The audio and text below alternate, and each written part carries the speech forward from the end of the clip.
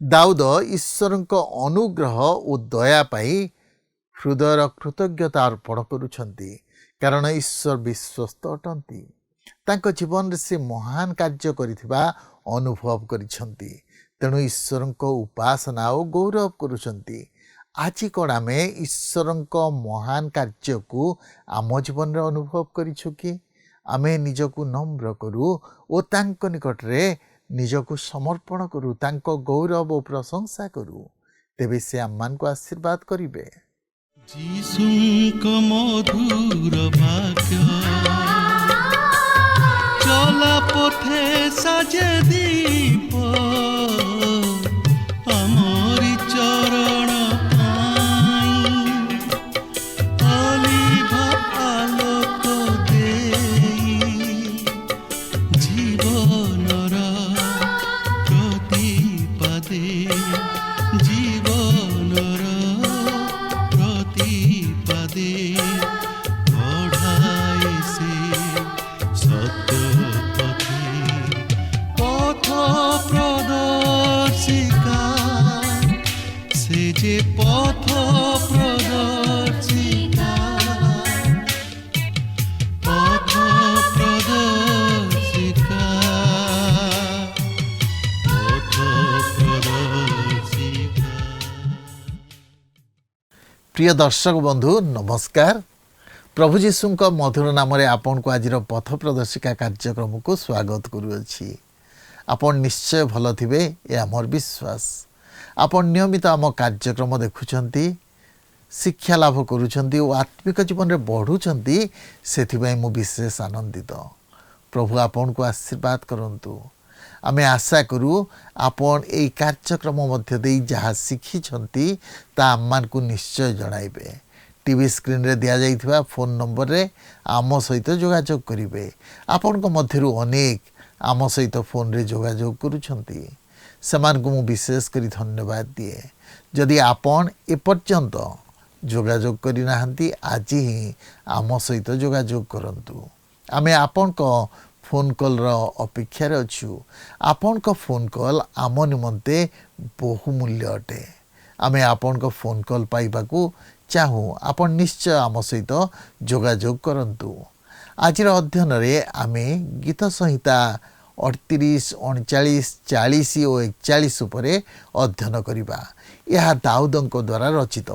ଏହି 4ଟି ଗୀତରେ ଆମେ ଦାଉଦଙ୍କ ଜୀବନରେ ଘଟିଥିବା ପାପ ହେତୁ ଶାରୀରିକ ଓ ମାନସିକ ଭାବେ ସେ ଯେଉଁ ଯନ୍ତ୍ରଣା ମଧ୍ୟ ଦେଇ ଗତି କରୁଥିଲେ, ସେଥିପ୍ରତି ଦୃଷ୍ଟି ଦେଉ। ସେ କେବଳ ଯନ୍ତ୍ରଣା ମଧ୍ୟ ଦେଇ ଗତି କଲେ ତାହା ନୁହଁ, ସେ ଅନୁତାପ କରୁଛନ୍ତି ଓ ନିଜ ପାପ ସ୍ୱୀକାର କରୁଛନ୍ତି। ନିଜ ପାପ ସ୍ୱୀକାର କଲା ପରେ ଈଶ୍ୱରଙ୍କ ପ୍ରଶଂସା କରୁଛନ୍ତି, ଈଶ୍ୱରଙ୍କଠାରେ ସମ୍ପୂର୍ଣ୍ଣ ଭରସା ସ୍ଥାପନ କରୁଛନ୍ତି। କେବଳ ସେତିକି ନୁହେଁ, ଈଶ୍ୱରଙ୍କ ପ୍ରଶଂସା କରୁ କରୁ ସମସ୍ୟାର ମଧ୍ୟରେ ଈଶ୍ୱରଙ୍କ ବିଶ୍ୱସ୍ତତାକୁ ସ୍ମରଣ କରୁଛନ୍ତି।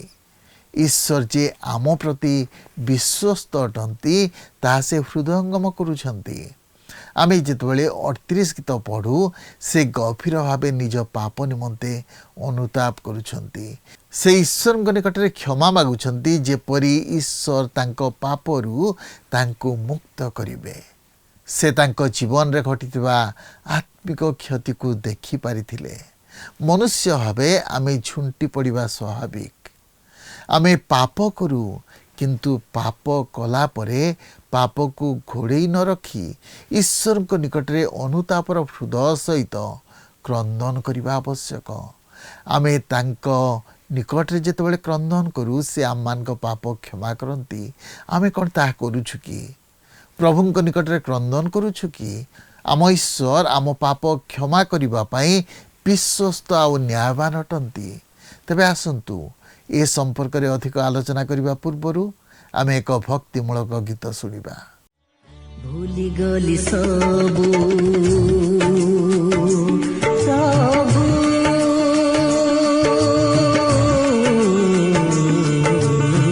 ଭୁଲିଗଲି ସବୁ ପୁରୁଣା ସ୍ମୃତିକୁ ପ୍ରାର୍ଥନାରେ ଥିଲେ କହି, ଯେତେ ଦୁଃଖ ଝଡ଼ ଆସିଲେ ଯୀଶୁ सबको देवी एड़ाई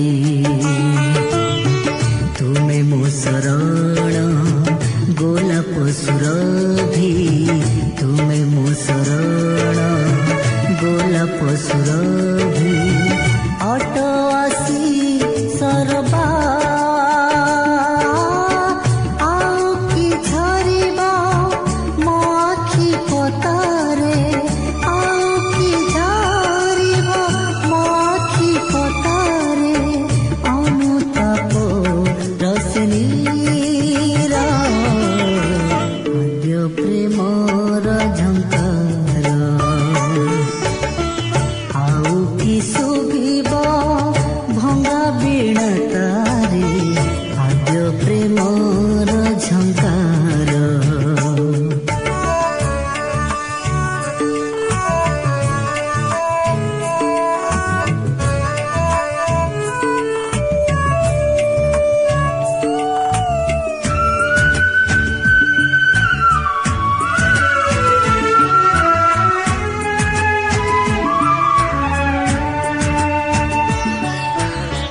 ନ ଚାହିଁବି ବୋଲି ପ୍ରଭୁ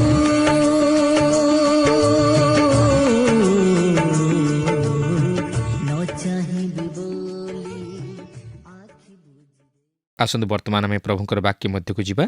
ଆଜି ଆମେ ଗୀତ ସଂହିତା 38 ପର୍ବଠାରୁ ଆରମ୍ଭ କରି 41 ପର୍ବ ପର୍ଯ୍ୟନ୍ତ ଅଧ୍ୟୟନ କରିବା ନିମନ୍ତେ ଯିବା। ତେବେ ଗୀତ 38 ପର୍ବଟି ଦାଉଦଙ୍କର ଗୀତ, ସ୍ମରଣୋପାୟ ଓ ଏହା ଏକ ଅନୁଶୋଚନା ସମ୍ବନ୍ଧୀୟ ଗୀତ। ଏହା ଦାଉଦଙ୍କର ସ୍ୱୀକାରୋକ୍ତି ଓ ତାହାଙ୍କର ଶାରୀରିକ ଅସୁସ୍ଥତା ବିଷୟ ନେଇ ପ୍ରକାଶ କରେ। ଦାଉଦ ଅତି ଅସୁସ୍ଥ ହୋଇପଡ଼ିଥିଲେ ଓ ତାହାଙ୍କର ଶରୀର କ୍ଷୟ ପାଇବାକୁ ଯାଉଥିଲା। ତେବେ ତାହାଙ୍କର ଅସୁସ୍ଥତା କ'ଣ ଥିଲା ସେହି ବିଷୟ ନେଇ କିଛି ଏଠାରେ ଲେଖାଯାଇ ନାହିଁ, କିନ୍ତୁ ଆମେ ଏଥିପୂର୍ବରୁ ଦେଖିସାରିଛୁ ଯେ ସେ ତାହାଙ୍କର ସୁସ୍ଥତା ନିମନ୍ତେ ପ୍ରଭୁଙ୍କୁ ଧନ୍ୟବାଦ ଦେଇଥିଲେ। ତେବେ ଦେଖନ୍ତୁ 38 ପର୍ବର ପ୍ରଥମ 2 ପଦରେ ଏହିପରି ଲେଖା ଅଛି, ଦାଉଦଙ୍କର ଗୀତ ସ୍ମରଣୋପାୟ। ହେ ସଦାପ୍ରଭୁ, ତୁମ୍ଭ କୋପରେ ମୋତେ ଅନୁଯୋଗ କର ନାହିଁ କିମ୍ବା ତୁମ୍ଭ ପ୍ରଚଣ୍ଡ ବିରକ୍ତିରେ ମୋତେ ଶାସ୍ତି ଦିଅ ନାହିଁ, କାରଣ ତୁମ୍ଭର ତୀର ସବୁ ମୋଠାରେ ବିଦ୍ଧ ରହିଅଛି ଓ ତୁମ୍ଭର ହସ୍ତ ମୋତେ ଅତିଶୟ ଚାପୁଅଛି। ଦାଉଦ ଅତି ଗଭୀର ଦୁଃଖରେ ପ୍ରାର୍ଥନା କରନ୍ତି ଯେ ଈଶ୍ୱର ଯେପରି କ୍ରୋଧରେ ତାହାଙ୍କର ବିଚାର ନ କରନ୍ତି। ଏହାପରେ 3 ପଦରେ ଲେଖା ଅଛି, ତୁମ୍ଭ କୋପ ସକାଶୁ ମୋ ମାଂସରେ କିଛି ସ୍ୱାସ୍ଥ୍ୟ ନାହିଁ, ପୁଣି ମୋ ପାପ ସକାଶୁ ମୋ ଅସ୍ଥିରେ କିଛି ଆରାମ ନାହିଁ। ଏହା ହିଁ ବାସ୍ତବ ହୃଦ୍ବୋଧ। ଦାଉଦଙ୍କର ଶାରୀରିକ ଅସୁସ୍ଥତା ପାପର ଫଳସ୍ୱରୂପ ଥିଲା। ପ୍ରିୟ ଭାଇ ଭଉଣୀମାନେ, ଆମମାନେ ପାପ କରି କେବେ ହେଲେ ବର୍ତ୍ତି ଯାଇପାରିବା ନାହିଁ। ଆମେ ନିଶ୍ଚିତ ଭାବରେ ପାପର ପ୍ରତିଫଳ ଭୋଗ କରିବା। ଏହାପରେ 4 ପଦରେ ଲେଖା ଅଛି, କାରଣ ମୋହର ଅପରାଧ ମୋ ମସ୍ତକ ଉପରେ ଉଠିଅଛି, ତାହା ସବୁ ମୋ ଶକ୍ତି ଅପେକ୍ଷା ଭାରି ବୋଝ ସ୍ୱରୂପ। ଆପଣ ମୁଁ ଆମେ ଆମମାନଙ୍କର ପାପର ବୋଝ ବହନ କରିପାରିବା ନାହିଁ କିମ୍ବା ଭାର ବହନ କରିପାରିବା ନାହିଁ। ଆମେ ତାହା ଈଶ୍ୱରଙ୍କ ଉପରେ ଦେବା ଉଚିତ, କାରଣ ପ୍ରଭୁ ଯୀଶୁଖ୍ରୀଷ୍ଟ ଆମମାନଙ୍କ ନିମନ୍ତେ ସେହି ଭାର ବହନ କରିଅଛନ୍ତି। ସେ ଆମମାନଙ୍କୁ ଉଦ୍ଧାର କରିଅଛନ୍ତି। ତେଣୁ ଆମମାନଙ୍କର ବିଶ୍ୱାସ ସେହି ପ୍ରଭୁ ଯୀଶୁଖ୍ରୀଷ୍ଟଙ୍କର ଉପରେ ରହିବା ଆବଶ୍ୟକ। ତାହେଲେ ସେ ଆମମାନଙ୍କୁ ପାପରୁ ଉଦ୍ଧାର କରିବେ। ଏହାପରେ 5 ପଦରୁ 8 ପଦ ମଧ୍ୟରେ ଲେଖା ଅଛି, ମୋହର ଅଜ୍ଞାନତା ସକାଶୁ ମୋହର କ୍ଷତ ସବୁ ଦୁର୍ଗନ୍ଧ ଓ ବିକୃତ ହୋଇଅଛି। ମୁଁ ବ୍ୟଥିତ ଓ ଅତ୍ୟନ୍ତ ଅବନତ ହୋଇଅଛି। ମୁଁ ଦିନଯାକ ଶୋକ କରି ବୁଲୁଥାଏ, କାରଣ ମୋ କଟି ଦେଶ ଜ୍ୱାଳାରେ ପରିପୂର୍ଣ୍ଣ ଓ ମୋର ମାଂସରେ କିଛି ସ୍ୱାସ୍ଥ୍ୟ ନାହିଁ। ମୁଁ କ୍ଷୀଣ ଓ ଅତିଶୟ ଚୂର୍ଣ୍ଣ ହୋଇଅଛି। ମୁଁ ଆପଣା ଚିତ୍ତର ଅସ୍ଥିରତା ହେତୁରୁ ଆର୍ତ୍ତନାଦ କରିଅଛି। ସେହି ବ୍ୟାଧି ଯାହାକି ତାହାଙ୍କର ଅଜ୍ଞାନତାର ଫଳସ୍ୱରୂପ ଥିଲା, ତାହା ତାହାଙ୍କର ମାନସିକ ଦୁଃଖର କାରଣ ହେଲା। ଆମମାନଙ୍କ ମଧ୍ୟରୁ ଯେଉଁମାନେ ଦାଉଦଙ୍କ ପରି ଶାରୀରିକ ଅସୁସ୍ଥତା ଓ ବ୍ୟାଧିର ଶିକାର ହୋଇଅଛୁ, ଆମମାନେ ଏହି ଗୀତ ମଧ୍ୟ ଦେଇ ଦାଉଦଙ୍କ ସହିତ ନିଜକୁ ମଧ୍ୟ ପରିଚିତ କରାଇବା ଉଚିତ। ଓ ଏହା ପ୍ରକୃତରେ ଠିକ୍ ହେବ ଯଦି ଆମେ ପ୍ରଥମେ ଆମର ପରମ ବୈଦ୍ୟଙ୍କ ନିକଟକୁ ଯିବା ଓ ନିଜର ଦୁଃଖକୁ ଜଣାଇବା ଓ ତାହାପରେ ଆମେ ଏହି ଜାଗତିକ ବୈଦ୍ୟ ବା ଡାକ୍ତରମାନଙ୍କର ଆଶ୍ରୟ ନେବା। କାରଣ ଏହି ଜଗତର ଡାକ୍ତରମାନଙ୍କର ଯେଉଁ ସମସ୍ତ ଜ୍ଞାନ ଓ କୌଶଳ ରହିଅଛି, ତାହା ସବୁ ଈଶ୍ୱର ଦତ୍ତ। କିନ୍ତୁ ଅନେକ ସମୟରେ ଆମେ କ'ଣ କରୁ ନା ପ୍ରଥମେ ଆମେ ଡାକ୍ତର ବୈଦ୍ୟମାନଙ୍କ ନିକଟକୁ ଯାଉ, କିନ୍ତୁ ସେମାନଙ୍କଠାରୁ ଆମମାନେ ଆମମାନଙ୍କ ରୋଗର ଉପଶମ ନ ପାଇଲେ ଆମମାନେ ଈଶ୍ୱରଙ୍କ ନିକଟକୁ ଆସୁ। କିନ୍ତୁ ତାହା ଭୁଲ। ପ୍ରଥମେ ଆମେ ଈଶ୍ୱରଙ୍କ ନିକଟବର୍ତ୍ତୀ ହେବା ଉଚିତ ଏବଂ ତାହାଙ୍କ ନିକଟରେ ନିଜର ଜୀବନକୁ ସମର୍ପଣ କରିବା ଉଚିତ। ତାହାଙ୍କଠାରୁ ସୁସ୍ଥତା ଅପେକ୍ଷା କରିବା ଉଚିତ। ଏହାପରେ ଆମେ 39 ପର୍ବ ମଧ୍ୟକୁ ଯିବା। ଏହା ଏକ ଅନ୍ତ୍ୟେଷ୍ଟିକ୍ରିୟା ସମ୍ବନ୍ଧୀୟ ଗୀତ। ଏହି ଗୀତ ମନୁଷ୍ୟ ଜାତିର ଦୁର୍ବଳ ଚିତ୍ତତା, ଅସୁସ୍ଥତା ଓ କ୍ଷଣଭଙ୍ଗୁରତାକୁ ପ୍ରକାଶ କରେ। ଏହା ମନୁଷ୍ୟ ଜାତିର ଅସ୍ଥାୟିତ୍ୱକୁ ପ୍ରକାଶ କରେ। ଏହା ଦାଉଦଙ୍କର ଗୀତ ଓ ଏହା ପ୍ରଧାନ ବାଦ୍ୟକର ହସ୍ତରେ ସମର୍ପିତ ହୋଇଥିଲା, ଏପରିକି ଜିଦୁଥନ ହସ୍ତରେ ସମର୍ପିତ ହୋଇଥିଲା। ତେବେ ଏହି ଜିଦୁଥନ କିଏ ଥିଲା? ସମ୍ଭବତଃ ଇସ୍ରାଏଲର ଉପାସନା ନିମନ୍ତେ ଯେଉଁ 3 ଜଣ ସଙ୍ଗୀତ ନିର୍ଦ୍ଦେଶକ ଥିଲେ ସେମାନଙ୍କ ମଧ୍ୟରୁ ଜିଦୁଥନ ଅନ୍ୟତମ। ଅନ୍ୟ 2 ଜଣ ଆସଫ ଓ ହେମନ ଥିଲେ। ଦାଉଦ ଯେ କି ଇସ୍ରାଏଲର ମଧୁର ଗାୟକ ଥିଲେ, ସେ ଏହି 3 ଜଣ ସଙ୍ଗୀତ ନିର୍ଦ୍ଦେଶକଙ୍କ ସହିତ ସଙ୍ଗୀତ ବିଷୟ ନେଇ ଯୋଗାଯୋଗ ରକ୍ଷା କରିଥିଲେ। ବର୍ତ୍ତମାନ ଏହି ଗୀତର ସୁନ୍ଦର ଶବ୍ଦଗୁଡ଼ିକୁ ଲକ୍ଷ୍ୟ କରନ୍ତୁ। 39 ପର୍ବର ପ୍ରଥମ ପଦରେ ଏହିପରି ଲେଖା ଅଛି, ପ୍ରଧାନ ବାଦ୍ୟକର ନିମନ୍ତେ ଜିଦୁଥୁନ ପାଇଁ ଦାଉଦଙ୍କର ଗୀତ। ମୁଁ କହିଲି, ମୁଁ ଜିହ୍ୱାରେ ପାପ ନ କରିବା ପାଇଁ ଆପଣା ପଥ ବିଷୟରେ ସାବଧାନ ହେବି। ଦୁଷ୍ଟ ମୋ ସମ୍ମୁଖରେ ଥିବା ପର୍ଯ୍ୟନ୍ତ ମୁଁ ଆପଣା ମୁଖକୁ ଲଗାମ ଦେଇ ରଖିବି। ଏହି ଗୀତଟି ଏକ ବିଷୟକୁ ପ୍ରକାଶ କରେ ଯେ ଦାଉଦ ଜାଗତିକ ଲୋକମାନଙ୍କ ସହିତ କଥାବାର୍ତ୍ତା କରିବାକୁ ଚାହାନ୍ତି ନାହିଁ। ସେ ଏହା ବୁଝିପାରିବ ନାହିଁ, ତେଣୁ ମୁଁ ତାହାକୁ କିଛି ନ କହି ମୋ ମୁଖକୁ ଲଗାମ ଦେଇ ରଖିବି। ଏହାପରେ 2 ପଦରେ ଲେଖା ଅଛି, ମୁଁ ମୌନ ଭାବରେ ନୀରବ ରହିଲି, ସତ୍ କଥାରୁ ହିଁ ନିବୃତ୍ତ ରହିଲି, ତହିଁରେ ମୋହର ଦୁଃଖ ପ୍ରବଳ ହେଲା। ଦାଉଦ ଯଦିଓ ନିଜର ମୁଖ ବନ୍ଦ ରଖିବାକୁ ଚାହିଁଥିଲେ, ମାତ୍ର ସେ ଶେଷରେ କିଛି କହିବାକୁ ଚାହିଁଲେ ଓ ସେ ତାହାଙ୍କର ହୃଦୟକୁ ଈଶ୍ୱରଙ୍କ ସମ୍ମୁଖରେ ଖୋଲିଦେଲେ। ସେ ମନୁଷ୍ୟ ନିକଟକୁ ଗଲେ ନାହିଁ, ମାତ୍ର ଈଶ୍ୱରଙ୍କ ନିକଟକୁ ଗଲେ। 3 ଆଉ 4 ପଦରେ ଲେଖା ଅଛି, ଅନ୍ତରରେ ମୋହର ହୃଦୟ ଉତ୍ତପ୍ତ ହେଲା, ଭାବୁ ଭାବୁ ଅଗ୍ନି ପ୍ରଜ୍ୱଳିତ ହେଲା। ତେବେ ମୁଁ ଆପଣା ଜିହ୍ୱାରେ କଥା କହିଲି, ହେ ସଦାପ୍ରଭୁ, ମୋହର ଅନ୍ତିମ କାଳ ଓ ମୋ ଦିନର ପରିମାଣ କ'ଣ ମୋତେ ଜଣାଅ। ମୁଁ କିପରି କ୍ଷଣକାଳସ୍ଥାୟୀ ଏହା ଜାଣିବାକୁ ଦିଅ। ଦାଉଦ ମନୁଷ୍ୟର ଅସ୍ଥାୟିତ୍ୱକୁ ବୁଝିପାରିଥିଲେ ଓ ସେ ତେଣୁକରି ପ୍ରଶ୍ନ କରିଥିଲେ, ଜୀବନର ଉଦ୍ଦେଶ୍ୟ କ'ଣ? ବଞ୍ଚି ରହିବାର ଅର୍ଥ କ'ଣ? ଆଜି ଅନେକ ଏହି ପ୍ରଶ୍ନ ମଧ୍ୟ କରନ୍ତି ଓ ଅନେକ ଆଜି ଜୀବନର ଉଦ୍ଦେଶ୍ୟ କ'ଣ ବା ତହିଁର ଅର୍ଥ କିମ୍ବା ମୂଲ୍ୟବୋଧ ବୁଝିବା ପାଇଁ ଚେଷ୍ଟା କରନ୍ତି ନାହିଁ। ମାତ୍ର ଦାଉଦ ପ୍ରାର୍ଥନା କରନ୍ତି, ପ୍ରଭୁ, ମୋର ଅନ୍ତିମ କାଳ ଓ ମୋ ଦିନର ପରିମାଣ କ'ଣ ମୋତେ ଜଣାଅ। ଏହାର ଅର୍ଥ, ମୋହର ବଞ୍ଚି ରହିବାର ଉଦ୍ଦେଶ୍ୟ ଓ ଅର୍ଥ କ'ଣ ତାହା ମୋତେ ଜଣାଅ। ଆଜି ଆମେ କେତେଜଣ ଏହିପରି ପ୍ରାର୍ଥନା କରୁଅଛୁ? ଆମମାନେ ଏହି ଜଗତରେ ନିଜକୁ ହଜେଇ ଦେଉ। ଈଶ୍ୱର ବୋଲି ଯିଏ ଜଣେ ଅଛନ୍ତି ତାହା ମଧ୍ୟ ଆମେମାନେ ଭୁଲିଯାଉ। ଏହି ଜଗତରେ ଆମମାନଙ୍କର ଜୀବନକାଳ କେତେ ତାହା ମଧ୍ୟ ଆମମାନେ କେବେ ହେଲେ ଚିନ୍ତା କରୁନା। କ୍ଷଣକେ ଦୃଶ୍ୟ ହେଲେ ଅଦୃଶ୍ୟ ହୁଏ ଯେଉଁ କୁହୁଡ଼ି, ଆମମାନଙ୍କର ଜୀବନ ତାହାରି ସମାନ, କିନ୍ତୁ ଆମମାନେ ସେଥିପ୍ରତି କେବେ ହେଲେ ସତର୍କ ନୁହଁ।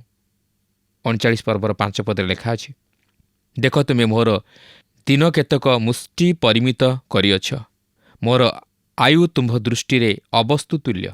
ନିଶ୍ଚୟ ପ୍ରତ୍ୟେକ ମନୁଷ୍ୟ ଆପଣା ସର୍ବୋତ୍ତମ ଅବସ୍ଥାରେ ହିଁ ନିତାନ୍ତ ଅସାର। ଏହି ଜଗତରେ ମନୁଷ୍ୟର କ୍ଷଣସ୍ଥାୟୀ ଜୀବନ ମନୁଷ୍ୟକୁ କିଛି କହିବାକୁ ଅଛି। ଆମମାନେ ଜୀବନର ଉଦ୍ଦେଶ୍ୟକୁ ବୁଝିବାକୁ ଅଛି, କାରଣ ମନୁଷ୍ୟ ଅସାର। ମନୁଷ୍ୟର କୌଣସି ସ୍ଥାୟିତ୍ୱ ନାହିଁ। କ୍ଷଣକେ ଦୃଶ୍ୟ ହେଲେ ଅଦୃଶ୍ୟ ହୁଏ ଯେଉଁ କୁହୁଡ଼ି, ମନୁଷ୍ୟ ତାହାର ସମାନ।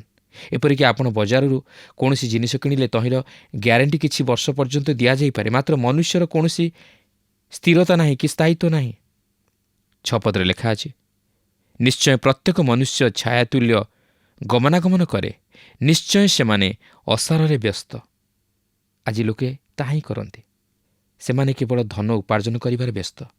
ସେମାନେ ଭବିଷ୍ୟତ ପାଇଁ ମଧ୍ୟ ବିପୁଳ ଧନ ଗଦା କରନ୍ତି, ମାତ୍ର ସେମାନେ ନିଜେ ନିଜ ଜୀବନ ବିଷୟରେ ସଚେତନ ନୁହନ୍ତି କି ନିଜ ଜୀବନର ସ୍ଥାୟିତ୍ୱ ବିଷୟରେ ଜାଣନ୍ତି ନାହିଁ। ଏହାଠାରୁ ବଳି ଦୁର୍ଭାଗ୍ୟର ବିଷୟ ଆଉ କ'ଣ ଥାଇପାରେ? 7 ପଦରେ ଲେଖା ଅଛି, ହେ ପ୍ରଭୁ, ଏବେ ମୁଁ କାହିଁର ଅପେକ୍ଷା କରିବି? ମୋହର ପ୍ରତ୍ୟାଶା ତୁମ୍ଭଠାରେ ଅଛି। ଦାଉଦ ଈଶ୍ୱରଙ୍କ ପ୍ରତି ଫେରିଲେ। ସେ କହନ୍ତି, ମୋହର ପ୍ରତ୍ୟାଶା ତୁମ୍ଭଠାରେ ଅଛି। ପ୍ରିୟ ବନ୍ଧୁ, ଆପଣ ଯଦି ଈଶ୍ୱରଙ୍କ ପ୍ରତି ନ ଫେରନ୍ତି, ତାହେଲେ ଆପଣ ଜୀବନର ଅର୍ଥ କିଛି ପାଇବେ ନାହିଁ। ବଞ୍ଚି ରହିବା ଆପଣଙ୍କ ନିମନ୍ତେ ମୂଲ୍ୟହୀନ ହୋଇପଡ଼ିବ। 8 ପଦରେ ଲେଖା ଅଛି, ମୋହର ସକଳ ଅଧର୍ମରୁ ମୋତେ ଉଦ୍ଧାର କର, ମୋତେ ମୂର୍ଖ ଲୋକର ନିନ୍ଦାପାତ୍ର କର ନାହିଁ।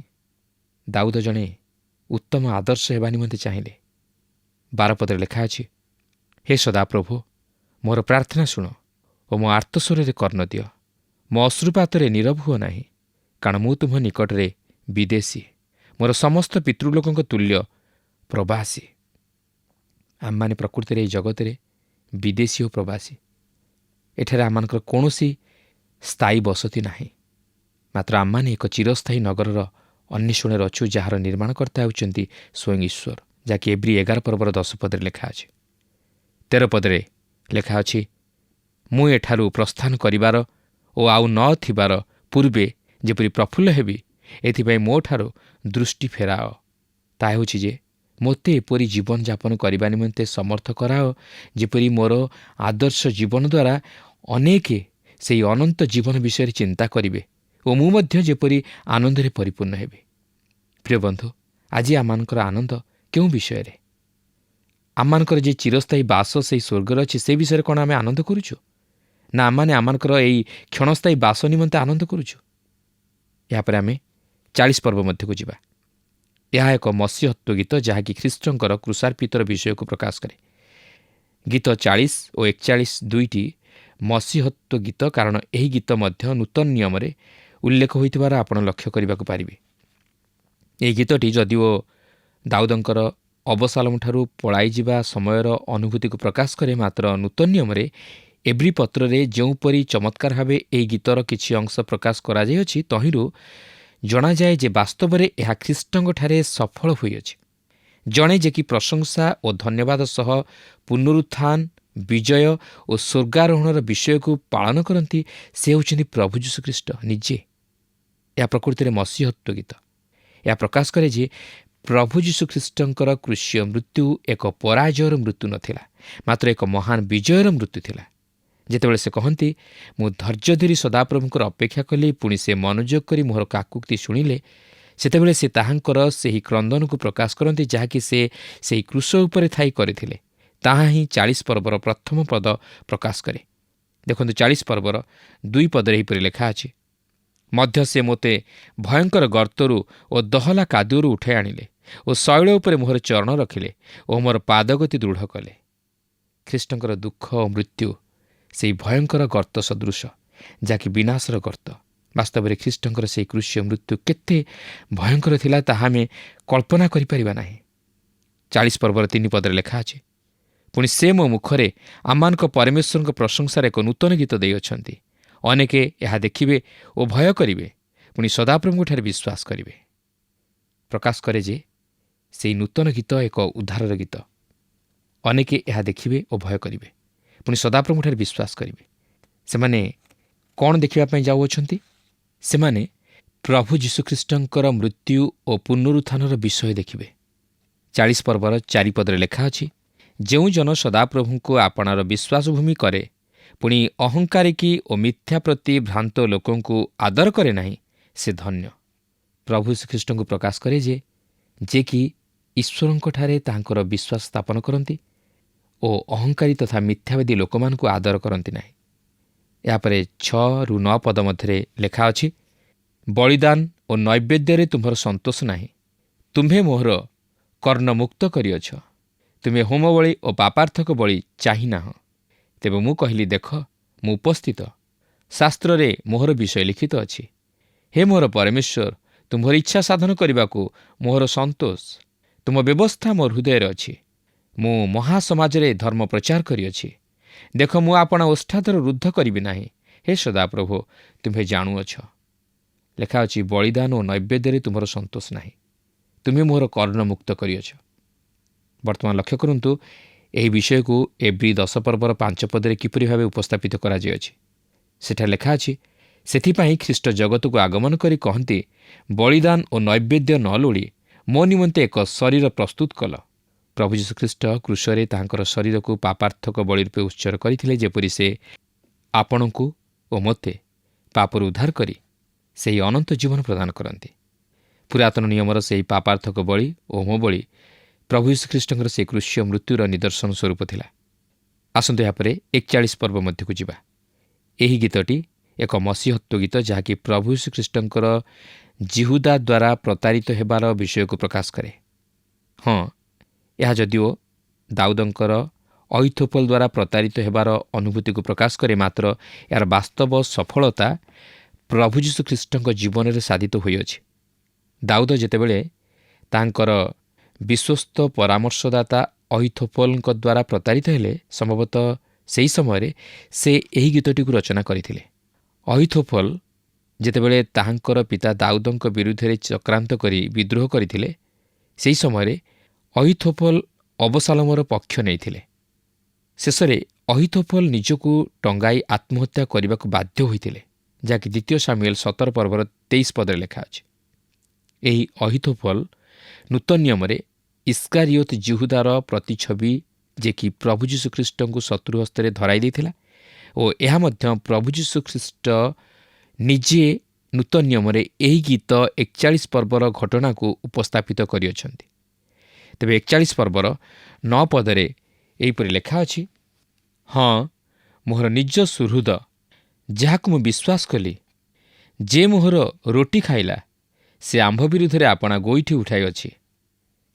ପ୍ରଭୁ ଯୀଶୁ ଇସ୍କାରିଓତ ଜିହୁଦାକୁ ଲକ୍ଷ୍ୟ କରି ଏହି ଅଂଶଟି ଯୋହନ ଲିଖିତ ସୁସମାଚାର 13 ପର୍ବର 18 ପଦରେ ଏହିପରି ପ୍ରକାଶ କରନ୍ତି, ମୁଁ ତୁମ୍ଭ ସମସ୍ତଙ୍କ ସମ୍ବନ୍ଧରେ କହୁନାହିଁ, କେଉଁ ପ୍ରକାର ଲୋକମାନଙ୍କୁ ମୁଁ ମନୋନୀତ କରିଅଛି ତାହା ମୁଁ ଜାଣେ। କିନ୍ତୁ ଧର୍ମଶାସ୍ତ୍ରର ଏହି ବାକ୍ୟ ଯେପରି ସଫଳ ହୁଏ, ସେଥିପାଇଁ ଏହିପରି ଘଟୁଅଛି, ଯେ ମୋହର ଅନ୍ନ ଖାଏ, ସେ ମୋହର ବିରୁଦ୍ଧରେ ଗୋଇଠା ଉଠାଇଲା। ଏହି ବିଷୟ ଇସ୍କାରିଓତ ଜିହୁଦାର ଜୀବନରେ ସଫଳ ହେଲା, ଯେ କି ପ୍ରଭୁ ଯୀଶୁଖ୍ରୀଷ୍ଟଙ୍କୁ ଶତ୍ରୁ ହସ୍ତରେ ଧରାଇ ଦେଇଥିଲା। ପିତର ମଧ୍ୟ ଏହି ବିଷୟ ନେଇ ପ୍ରେରିତ ପ୍ରଥମ ପର୍ବର 16 ପଦରେ ଏହିପରି ପ୍ରକାଶ କରନ୍ତି, ଭାଇମାନେ, ଯେଉଁ ଜିହୁଦା ଯୀଶୁଙ୍କୁ ଧରିବା ଲୋକମାନଙ୍କୁ ବାଟ ଦେଖାଇଥିଲା, ତାହା ବିଷୟରେ ପବିତ୍ର ଆତ୍ମା ପୂର୍ବରୁ ଦାଉଦଙ୍କ ମୁଖରେ ଯାହା କହିଥିଲେ, ସେହି ଶାସ୍ତ୍ରୀୟ ବାକ୍ୟ ସଫଳ ହେବା ଆବଶ୍ୟକ ଥିଲା। 41 ପର୍ବର 10 ପଦରେ ଏହିପରି ଲେଖା ଅଛି, ମାତ୍ର ହେ ସଦାପ୍ରଭୁ, ତୁମେ ମୋ ପ୍ରତି ଦୟାକରି ମୋତେ ଉଠାଅ, ତହିଁରେ ମୁଁ ସେମାନଙ୍କୁ ପ୍ରତିଫଳ ଦେବି। ଏହି ବିଷୟଟି ପ୍ରଭୁ ଯୀଶୁଖ୍ରୀଷ୍ଟଙ୍କର ପୁନରୁତ୍ଥାନର ବିଷୟକୁ ପ୍ରକାଶ କରେ। ପ୍ରଭୁ ଯୀଶୁଖ୍ରୀଷ୍ଟଙ୍କର ମୃତ୍ୟୁ ଓ ପୁନରୁତ୍ଥାନ ମନୁଷ୍ୟକୁ ପାପରୁ ଉଦ୍ଧାର କରିଥାଏ। ପାଉଲ ଏହି ବିଷୟକୁ ପ୍ରଥମ କରିନ୍ଥୀୟ 15 ପର୍ବର 3-4 ପଦରେ ଅତି ସ୍ପଷ୍ଟ ଭାବେ ପ୍ରକାଶ କରିଅଛନ୍ତି। କାରଣ ଯେଉଁ ଯେଉଁ ଶିକ୍ଷା ମୁଁ ପାଇଥିଲି, ସେଥିମଧ୍ୟରୁ ଏହି ପ୍ରଧାନ ଶିକ୍ଷା ତୁମମାନଙ୍କୁ ପ୍ରଦାନ କରିଥିଲି, ଯଥା ଖ୍ରୀଷ୍ଟ ଶାସ୍ତ୍ର ଅନୁସାରେ ଆମମାନଙ୍କ ପାପ ନିମନ୍ତେ ମୃତ୍ୟୁଭୋଗ କଲେ, ସମାଧିପ୍ରାପ୍ତ ହେଲେ, ଶାସ୍ତ୍ର ଅନୁସାରେ ତୃତୀୟ ଦିବସରେ ଉତ୍ଥିତ ହେଲେ। ପ୍ରିୟ ବନ୍ଧୁ, ପ୍ରଭୁ ଯୀଶୁଖ୍ରୀଷ୍ଟ ଆଜି ମୃତ୍ୟୁଞ୍ଜୟୀ। ସେ ମୃତ୍ୟୁକୁ ଜୟ କରି ଉଠିଅଛନ୍ତି। ସେ ଆଜି ଜୀବିତ। ସେ ଆଜି ପିତା ଈଶ୍ୱରଙ୍କ ସିଂହାସନର ଦକ୍ଷିଣ ପାର୍ଶ୍ୱରେ ଉପବିଷ୍ଟ। ସେ ଆଜି ଆମମାନଙ୍କୁ ଉଦ୍ଧାର କରିବା ପାଇଁ ପ୍ରସ୍ତୁତ, ଆଉ ସେ ଆମମାନଙ୍କ ନିମନ୍ତେ ପିତା ଈଶ୍ୱରଙ୍କ ନିକଟରେ ନିତ୍ୟ ନିବେଦନ କରନ୍ତି। ସେ ଚାହାନ୍ତି ଯେପରି ଆମମାନେ ଉଦ୍ଧାରପ୍ରାପ୍ତ ହେଉ, ଆମମାନେ ବିନଷ୍ଟ ନ ହୋଇ ଅନନ୍ତ ଜୀବନର ଅଧିକାରୀ ହେଉ। ସେ ଆଜି ମଧ୍ୟ ଆମମାନଙ୍କୁ ପ୍ରେମ କରନ୍ତି। ଏହାପରେ 41 ପର୍ବର 13 ପଦରେ ଲେଖା ଅଛି, ସଦାପ୍ରଭୁ ଇସ୍ରାଏଲର ପରମେଶ୍ୱର ଅନାଦି କାଳରୁ ଅନନ୍ତ କାଳ ଧନ୍ୟ ହେଉନ୍ତୁ। ଆମେନ୍, ଆମେନ୍। ତାହାଙ୍କର ପୁନରୁତ୍ଥାନ ହେତୁ ଆମେ ଏହା କହିପାରିବା, ଖ୍ରୀଷ୍ଟ ଆମମାନଙ୍କ ନିମନ୍ତେ ସେହି ପରିତ୍ରାଣର କାର୍ଯ୍ୟ ସାଧନ କଲେ। ସେହି କୃଷ୍ୟ ମୃତ୍ୟୁ ଓ ପୁନରୁତ୍ଥାନ ମଧ୍ୟ ଦେଇ ଆମମାନଙ୍କ ନିମନ୍ତେ ଉଦ୍ଧାର ସାଧନ କଲେ।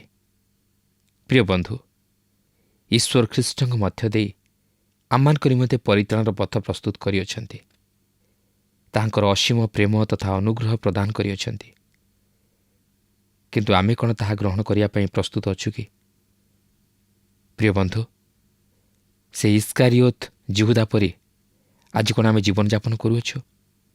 ଆମେ କ'ଣ ଏହି ଜଗତର ଅର୍ଥ ନିମନ୍ତେ, ଟଙ୍କା ନିମନ୍ତେ ଆଜି ପ୍ରଭୁ ଯୀଶୁଙ୍କୁ ଅଗ୍ରାହ୍ୟ କରୁଅଛୁ? ଆଜି କ'ଣ ଆମେ ଏହି ଜଗତର ଧନ ପଛରେ ଯାଇ ପ୍ରଭୁ ଯୀଶୁଙ୍କର ଏହି ଆହ୍ୱାନକୁ ଉପେକ୍ଷା କରୁଅଛୁ, ଯେ ସେ ଆମମାନଙ୍କୁ କହନ୍ତି, ହେ ପରିଶ୍ରାନ୍ତ ଭାରଗ୍ରସ୍ତ ଲୋକ ସମସ୍ତେ, ମୋ ନିକଟକୁ ଆସ, ମୁଁ ତୁମମାନଙ୍କୁ ବିଶ୍ରାମ ଦେବି। ପ୍ରିୟ ବନ୍ଧୁ, ଆଜି କ'ଣ ଆମମାନେ ଏହି ଜଗତ ମଧ୍ୟରେ ବାସ୍ତବ ବିଶ୍ରାମ ଅନୁଭବ କରିପାରୁଛୁ? ଆଜି କ'ଣ ଆମମାନେ ଏହି ଜଗତ ମଧ୍ୟରେ ଶାନ୍ତିରେ ଜୀବନ ଅତିବାହିତ କରିପାରୁଛୁ? ଆଜି କ'ଣ ଆମମାନେ ଏହି ଜଗତରେ ପାପ କ୍ଷମାର ଅନୁଭୂତି ନିଜର ଧର୍ମକର୍ମ ଦେଇ ପାଇପାରୁଛୁ? ଆଜି କ'ଣ ଆମମାନେ ଏହି ଜଗତରେ ସେହି ସ୍ୱର୍ଗୀୟ ଆନନ୍ଦ ଅନୁଭବ କରିପାରୁଛୁ? କିନ୍ତୁ ଆମମାନେ କେତେବେଳେ ଅନୁଭବ କରିପାରିବା? ଯେତେବେଳେ ଆମେ ସେହି ପ୍ରଭୁ ଯୀଶୁଙ୍କଠାରେ ସମ୍ପୂର୍ଣ୍ଣ ବିଶ୍ୱାସ କରିବା। ସେ ଆମମାନଙ୍କର ସମସ୍ତ ଦୁଃଖ ନେଇଯିବେ। ସେଦିନ ଯେପରି ସେ ଦାଉଦଙ୍କ ଜୀବନରେ ଶାନ୍ତି ଆନନ୍ଦ ଭରି ଦେଇଥିଲେ, ଭରସା ଭରି ଦେଇଥିଲେ, ସେ ମଧ୍ୟ ଆଜି ଆମମାନଙ୍କର ଏହି ସମସ୍ୟା ବହୁଳ ଜୀବନ ମଧ୍ୟରେ, ଜୀବନର ପ୍ରତି ଅବସ୍ଥାରେ, ପ୍ରତି ସମୟରେ ଆମମାନଙ୍କୁ ତାଙ୍କର ସେହି ଶାନ୍ତି, ସାନ୍ତ୍ୱନା, ଆନନ୍ଦ, ଭରସା ପ୍ରଦାନ କରିବେ। ତେଣୁ ଆସୁ ସେହି ପ୍ରଭୁ ଯୀଶୁଙ୍କଠାରେ ବିଶ୍ୱାସ କରି ଜୀବନର ପ୍ରତି ଅବସ୍ଥାରେ ଏକ ବିଜୟୀ ଜୀବନ ଯାପନ କରିବା ପାଇଁ ଚେଷ୍ଟା କରୁ। ପ୍ରଭୁ ପ୍ରତ୍ୟେକଙ୍କୁ ଆଶୀର୍ବାଦ କରନ୍ତୁ। ଆଶା କରୁ ଆଜିର କାର୍ଯ୍ୟକ୍ରମ ଆପଣଙ୍କୁ ନିଶ୍ଚୟ ଭଲ ଲାଗିଥିବ। ଆମେ ଅଧ୍ୟୟନ କରୁଥିଲୁ ଯେ ଦାଉଦ ନିଜ ପାପ ନିମନ୍ତେ ଅନୁତାପ କରୁଛନ୍ତି ଓ ଈଶ୍ୱରଙ୍କ ନିକଟରେ ସ୍ୱୀକାର କରୁଛନ୍ତି ଯେପରି ଈଶ୍ୱର ତାଙ୍କ ପାପ କ୍ଷମା କରିବେ। ଆମେ ଯେତେବେଳେ ଈଶ୍ୱରଙ୍କ ଅପେକ୍ଷା କରିବା, ପ୍ରଭୁ ଆମକୁ ଦୟା କରିବେ। ଦାଉଦ ଉତ୍ସାହିତ କରି କହନ୍ତି, ଯେଉଁମାନେ ଦିନହୀନ ସେମାନଙ୍କ ପ୍ରତି ଦୟା କରିବେ। ସଦାପ୍ରଭୁ ସେମାନଙ୍କୁ ଦୟା କରିବେ ଓ ସେମାନଙ୍କୁ ଆଶୀର୍ବାଦ କରିବେ। ସେ ନିଃସହାୟ ଓ ଦୁର୍ବଳ ଲୋକମାନଙ୍କ ପ୍ରତି ଦୟା କରନ୍ତି। ଆମେ ଈଶ୍ୱରଙ୍କ ନିକଟବର୍ତ୍ତୀ ହେବା ଆବଶ୍ୟକ। ଦାଉଦ ଈଶ୍ୱରଙ୍କ ଅନୁଗ୍ରହ ଓ ଦୟା ପାଇଥିବାରୁ ହୃଦୟର କୃତଜ୍ଞତା ଅର୍ପଣ କରୁଛନ୍ତି, କାରଣ ଈଶ୍ୱର ବିଶ୍ୱସ୍ତ ଅଟନ୍ତି ଓ ତାଙ୍କ ଜୀବନରେ ମହାନ କାର୍ଯ୍ୟ ସେ ଦେଖିପାରିଛନ୍ତି। ତେଣୁ ଈଶ୍ୱରଙ୍କୁ ଉପାସନା ଓ ଗୌରବ କରୁଛନ୍ତି। ଆଜି ଆମେ କ'ଣ ଈଶ୍ୱରଙ୍କ ନିକଟରେ ନିଜକୁ ନମ୍ର କରିଛୁ କି? ନିଜ ପାପ ତାଙ୍କ ନିକଟରେ ସ୍ୱୀକାର କରିଛୁ କି? ଯଦି ଅନୁତାପର ସହିତ ତାଙ୍କ ନିକଟରେ ନିଜ ପାପ ସ୍ୱୀକାର କରୁ, ତେବେ ସେ ଆମମାନଙ୍କର ସମସ୍ତ ପାପ କ୍ଷମା କରିବେ। ଆଜି ତ ଆମ ସମୟ ଶେଷ ହେଲାଣି। ପରବର୍ତ୍ତୀ କାର୍ଯ୍ୟକ୍ରମରେ ପୁଣି ଆପଣଙ୍କ ସହିତ ସାକ୍ଷାତ ହେବ। ବିଦାୟ ନେବା ପୂର୍ବରୁ ଆସନ୍ତୁ ପ୍ରାର୍ଥନା କରିବା। ଅତ୍ୟନ୍ତ ଦୟାଳୁ ପ୍ରେମମୟ ପ୍ରଭୁ, ଆମେ ତୁମର ଧନ୍ୟବାଦ କରୁଅଛୁ, ତୁମ ପ୍ରଶଂସା, ତୁମ ସ୍ତୁତି ବନ୍ଦନା କରୁଅଛୁ। ତୁମେ ଆମମାନଙ୍କ ପ୍ରାର୍ଥନା ଶ୍ରବଣକାରୀ ଈଶ୍ୱର। ପ୍ରଭୁ ତୁମେ ପାପ କ୍ଷମାକାରୀ ପରମେଶ୍ୱର। ପ୍ରଭୁ ଆମେ ଯେତେବେଳେ ଅନୁତାପର ହୃଦୟରେ ତୁମ ନିକଟକୁ ଆସୁ, ତୁମେ ଆମମାନଙ୍କ ପାପ କ୍ଷମା କରିଥାଅ, ଆମମାନଙ୍କୁ ପବିତ୍ର କରିଥାଅ, ସୂଚି କରିଥାଅ, ତୁମ ନିକଟବର୍ତ୍ତୀ କରିଥାଅ। ସେଥିପାଇଁ ଆମେ ତୁମର ଧନ୍ୟବାଦ କରୁଅଛୁ। ପ୍ରଭୁ ଏହି ସମୟରେ ନିଜ ନିଜକୁ ତୁମ ନିକଟରେ ସମର୍ପଣ କରୁଛୁ। ଆମମାନଙ୍କ ସମସ୍ତ ଅଯୋଗ୍ୟତା ତୁମ ନିକଟରେ ରଖୁଛୁ। ପ୍ରଭୁ ତୁମେ ଆମମାନଙ୍କୁ କ୍ଷମା କର, ନୂଆ ଜୀବନ ଦିଅ। ପ୍ରଭୁ ତୁମ ନିକଟବର୍ତ୍ତୀ ହୋଇ ଯେପରି ଆମେ ଆଗକୁ ବଢ଼ିବୁ, ସେଇ ଅନୁଗ୍ରହ ତୁମେ ଦାନ କର। ତୁମେ ଆମମାନଙ୍କ ପ୍ରାର୍ଥନା ଶୁଣିଲ, ଉତ୍ତର ଦେଲ ବୋଲି ଧନ୍ୟବାଦ ଦେଇ ଏହି ପ୍ରାର୍ଥନା ଆମମାନଙ୍କ ନିମନ୍ତେ ପ୍ରାଣ ଦେଇଥିବା ପ୍ରିୟ ଯୀଶୁଙ୍କ ନାମରେ ମାଗିଲୁ, ଆମେନ୍। ବହୁତ ବହୁତ ଧନ୍ୟବାଦ। ପ୍ରଭୁ ଆପଣଙ୍କୁ ଆଶୀର୍ବାଦ କରନ୍ତୁ। ଗତ ପ୍ରଶ୍ନର ଉତ୍ତରଟି ହେଲା ସି ଈଶ୍ୱରଙ୍କ ବାକ୍ୟ। ଆଜିର ପ୍ରଶ୍ନଟି ହେଲା, ଅଇଥିଫଲ ନୂତନ ନିୟମରେ କାହାର ପ୍ରତିଛବି ଅଟେ?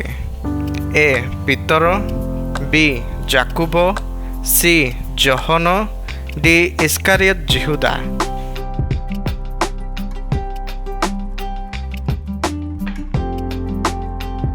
এই প্রশ্নর উত্তর আসন্তাকালি সন্ধ্যা 6টা মধ্যে option A, B, C, D মধ্যরু সঠিক উত্তর বাছি আপনার নাম ও সম্পূর্ণ ঠিকনা সহিত 9777221415 ফোন নম্বরে SMS কিংবা WhatsApp দ্বারা জଣାଇବାକୁ অনুরোধ। जदि आपको आम कार्यक्रम भल लगुच तेबे 0444908126 रे मिस्ड कॉल दे विजयी होई परिबे। गत सप्ताहर विजय दर्शक बंधु हेले कोरापुटरू चिंतन खोसला।